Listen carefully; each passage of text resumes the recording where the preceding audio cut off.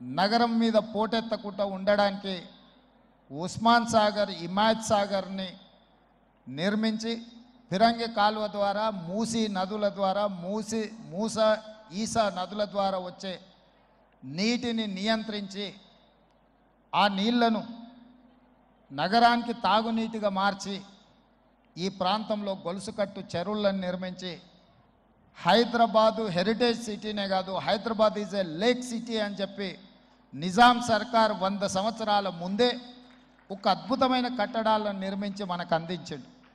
వారి వారసత్వంగా వచ్చిన ఈ కట్టడాలు మొన్న జరిగిన ఎండాకాలంలో తాగునీటి సమస్య వచ్చే కృష్ణా గోదావరి ఎండిపోతే హైదరాబాదు నగరానికి దాహార్తి తీసింది గండిపేట, అంటే ఉస్మాన్ సాగర్, హిమాయత్ సాగర్ నుంచి ఈ నగరానికి తాగునీటిని వాడుకున్నామన్న సంగతి రాష్ట్ర ముఖ్యమంత్రి నేను చెప్పదలుచుకున్నా.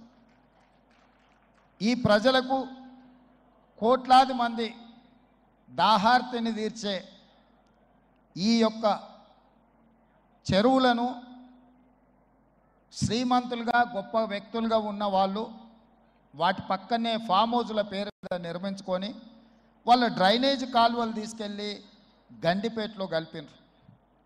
నేను ఇక్కడ వేదిక మీద ఉన్న పెద్దలతో పాటు ఇక్కడ వచ్చిన భక్తులను నేను ఒకటే మాట అడగదలుచుకున్నా.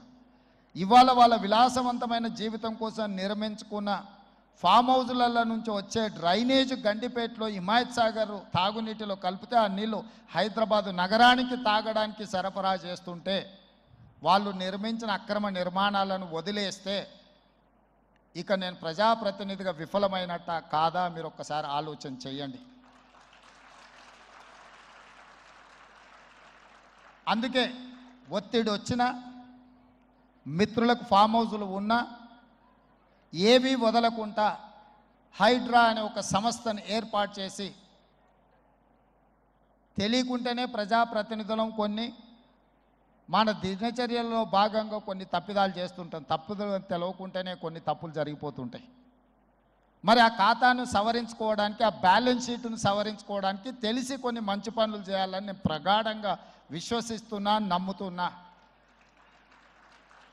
ఆ తెలిసి చెయ్యాలనుకుంటున్న మంచి పనులో భాగము ఈ చెరువులను చెరబట్టిన వాళ్ళ నుంచి విముక్తి కలిగించాలన్న ఏకైక లక్ష్యంతోనే ఈరోజు చెరువులను ఆక్రమించుకున్న వాళ్ళను ఎవరిని వదలకుండా ఉక్కు పాదంతో అణిచివేయాలన్న ఆలోచన, అందులో నిర్మాణాలను ఏ ఒత్తిడి వచ్చినా వెనక్కి తక్కకుండా తొలగించాలన్న ఆలోచనతోనే ఈరోజు ఈ చెరువులలో ఉన్న అక్రమ కట్టడాలను కూలగొడుతున్నాము.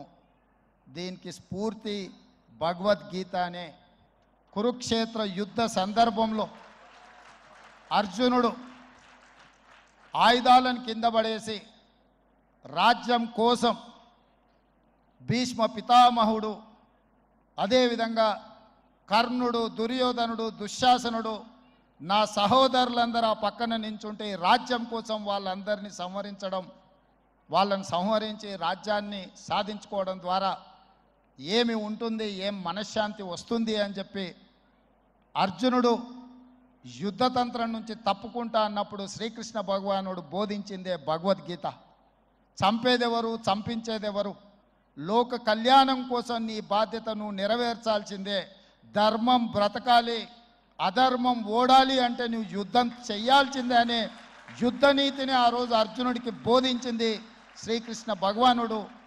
ఇవాళ ఆ శ్రీకృష్ణ భగవానుడి బోధనానుసారమే ఈరోజు ఈ చెరువులను కాపాడే కార్యక్రమాన్ని నేను తీసుకుంటున్నా. నాకు తెలుసు ఈ చెరువులలో నిర్మాణమైన విలాసవంతమైన ఫామ్ హౌజులు ప్రభుత్వాన్ని ప్రభావితం చేయగలిగిన స్థానాలలో ఉన్న చాలామంది వ్యక్తులు ఉన్నారు.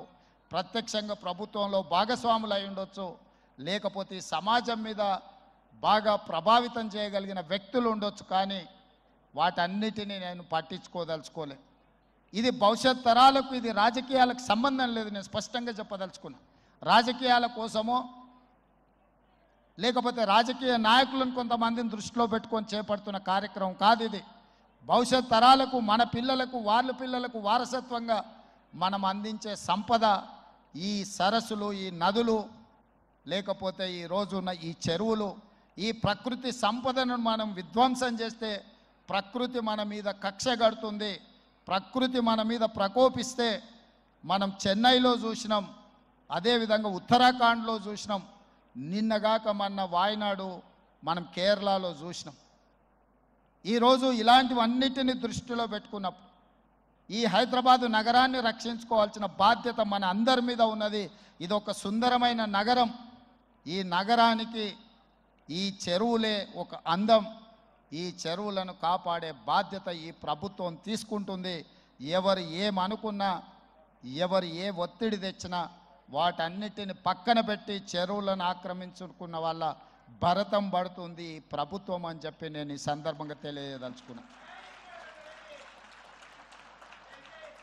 ఆనాడు కురుక్షేత్రంలో ధర్మం వైపు శ్రీకృష్ణుడు అర్జునుడు నిలబడ్డందుకే ఈరోజు ఆ ధర్మం అనేది కాపాడింది.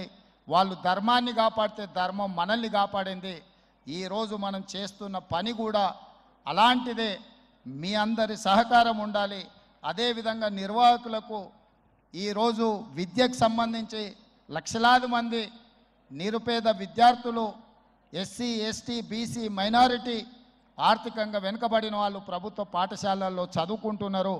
వాళ్ళకు సరైన భోజనం, పోషకాహారం మేము అందించే దాంట్లో కొంత అటు ఇటుగా ఉండడం వల్ల హరే కృష్ణ ఫౌండేషన్, అక్షయ పాత్ర ద్వారా వాళ్ళకు ఒక నాణ్యమైన భోజనాన్ని అందించడానికి అవసరమైన సహకారాన్ని ప్రభుత్వంతో కూడి ఒక కలిసి అక్షయ పాత్ర ద్వారా ఈ హరే కృష్ణ పెద్దల ద్వారా ఈ రాష్ట్రంలో ఉండే లక్షలాది మంది విద్యార్థులకు ఒక మంచి పౌష్టికమైన భోజనాన్ని అందించాలన్న ఆలోచనతో వారి సహకారం అడిగినాం. విద్య, వైద్యము మా ప్రభుత్వం యొక్క ప్రాధాన్యత. ఇవాళ గ్రామీణ ప్రాంతాల నుంచి వైద్యం కోసం హైదరాబాదులో ఉస్మానియా, గాంధీ, నిజాం, అదేవిధంగా క్యాన్సర్ హాస్పిటల్స్కి సుదూర ప్రాంతాల నుంచి పేదవాళ్ళు వస్తున్నారు. ఆపత్తిలో వచ్చిన తర్వాత ఆకలి ఎలా తీరాలనో వాళ్ళకి తెలీదు. ప్రభుత్వం నిర్వహిస్తున్న కార్యక్రమాలు వాళ్ళకి చేరడానికి కొంత ఇబ్బందికరమైన పరిస్థితి ఉంది. అందుకే నిర్వాహకులకు మధు పండిట్ జీ గారిని I have requested to accept this Osmania, Gandhi, NIMS and cancer hospital, wherever the needy people are there.